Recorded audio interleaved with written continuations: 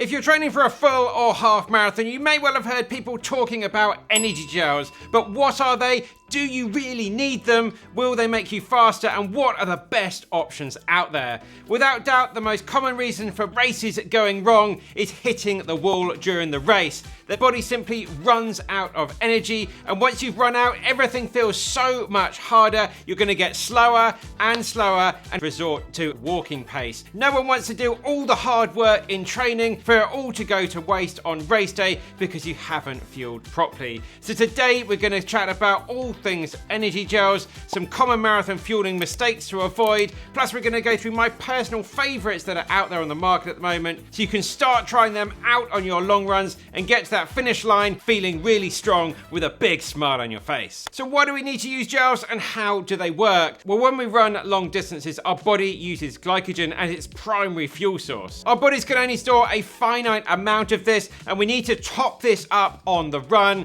to stop our body running out. The best way to do this is by consuming some carbohydrates, and the most convenient way of doing this is in the form of carbohydrate gels, carbohydrate drinks, or carbohydrate gummies. Our bodies will then take that carbohydrate and turn that into glycogen, which our body will then use to fuel our run. For most people, you really don't need to worry about mid-run fueling for runs less than about 60 minutes or so. The body will most likely have enough glycogen stores to be running for that amount of time. But for runs longer than this, especially if you're adding some intensity into the mix, up to marathon pace, half marathon pace, then we really would recommend taking some fuel out with you. So what actually are energy gels? Well, quite simply, they're small packets like this. This is from a company called Morton, one of the big suppliers out there. They're this gel-like substance that you can just tear off the top and squeeze it into your mouth. There's lots of different types of gels out there, lots of different textures and flavors. Some are fruity, some are yogurty, some are quite liquidy, and some are quite thick. It's all about testing lots of different ones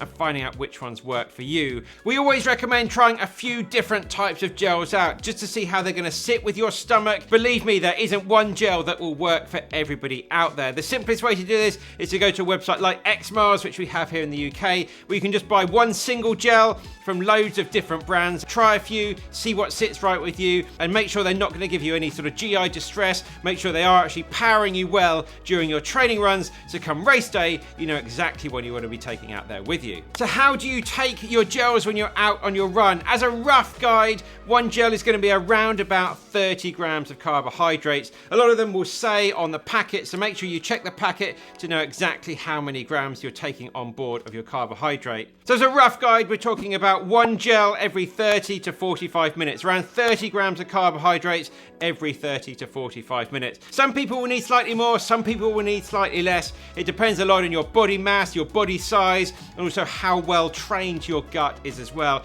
at absorbing our gels. That is something we can train, just like we train our muscles to become better runners. So for a 4-hour marathon, we're talking around about 6 to 7 gels over the course of the race. Most gels will be better absorbed by taking some water along with them. So ideally, you're going to be taking some water out in your training runs, or during the race, just taking some water from the aid stations as you go round. So of course, there's lots of different types of gels out there, different scenarios for different people, but touching on some of the basic ones, you can get caffeinated gels and non-caffeinated gels. Most gels are going to be non-caffeinated, but some people like to take a caffeinated gel to give them a real boost, a real kick towards the end of a long run or towards the end of their marathon. But if you are considering taking a caffeinated gel, please practice this in training because they are known to sometimes cause some GI distress, and you don't want that happening towards the end of your race. You can then also get some natural gels. These are usually made from fruits, rice, and other whole foods. So you've got a bit of a sensitive stomach, these ones could be a good option to go for. You can also get electrolyte gels as well. If it's going to be a particularly hot day, and these can be a good idea to replace those lost minerals you're going to be losing through sweat, and they can also help keep cramp at bay as well. So have a look at some electrolyte gels potentially. Now, of course, a lot of people come to me and say, well, what brands do you use? What are the best ones out there? I've tried so many different things over the years. One of my current favorites at the moment is the Precision Hydration hydration gel, which you can see me having here on my long run at the moment. Also wearing our brand new technical tee in this awesome new colorway, perfect for those long run training sessions and racing as well. Check out all the 5-star reviews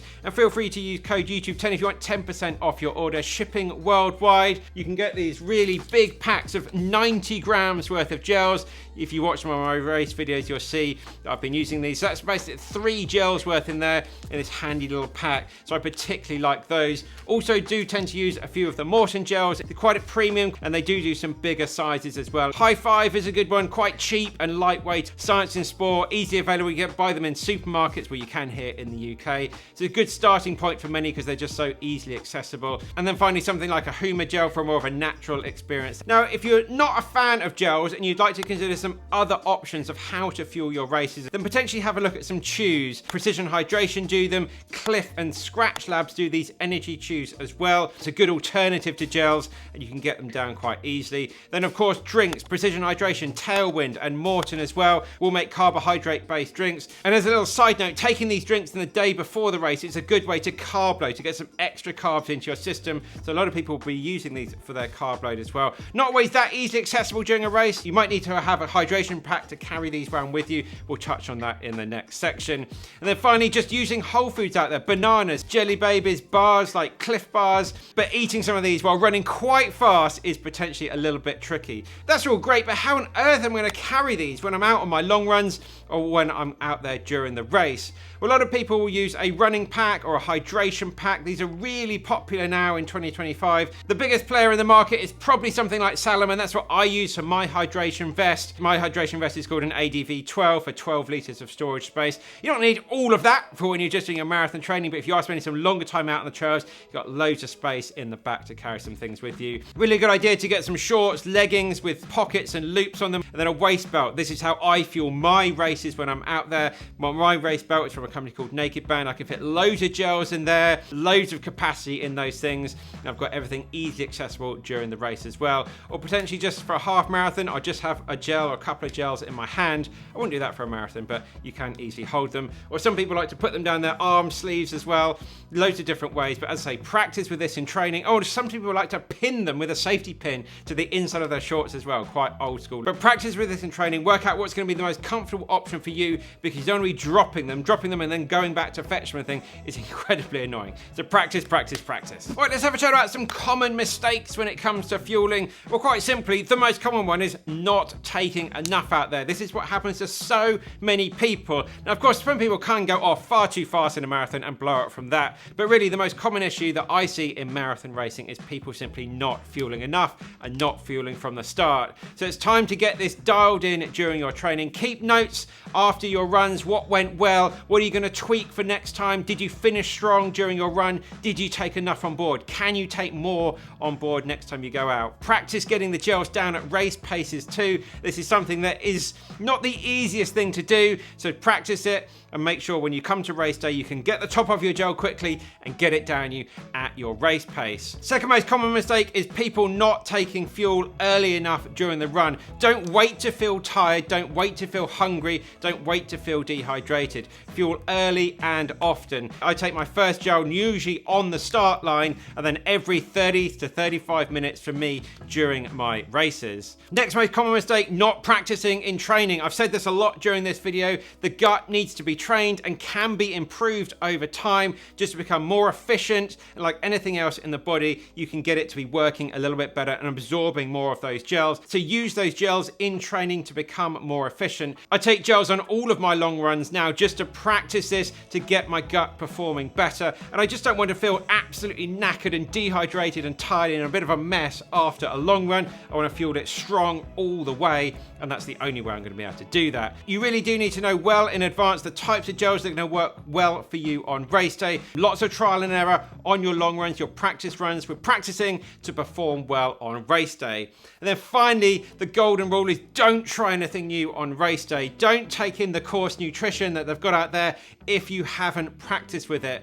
If you want to take in some on-course nutrition, do some research on the race, find out what they're giving out, and use some of that in your training. It's fine to use it if you've used it in your training. I've heard some horror stories over the years with people having to rush to the loo, to the side of the road, into the bushes, because they've grabbed a gel that they haven't used when their bodies really need something on board. Everything's really depleted, and they've just had a bit of an explosion, shall we say, at the side of the road. So please don't try anything new on race day. Look up the official race sponsor, get some of that stuff in, or ideally just find out the best thing to work for you and how to carry it sensibly and easily through the course of the race. Right, let's wrap this up now. Fueling can feel really overwhelming at first, but trust me, it makes a huge difference. The key is to practice everything in training, so come to that marathon race day, it really will feel like second nature. It's like, I've done this loads of times before. That was all a dress rehearsal, and now I'm out here performing at my best. If you've used energy gels before, please drop your favorites down below. Share what is working really well, and people get some ideas of stuff they can try